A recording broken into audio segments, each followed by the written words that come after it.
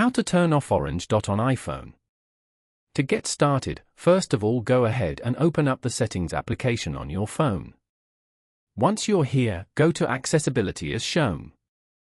From here, you can personalize iPhone in ways that work best for you with accessibility features for vision, mobility, hearing, speech, and cognition.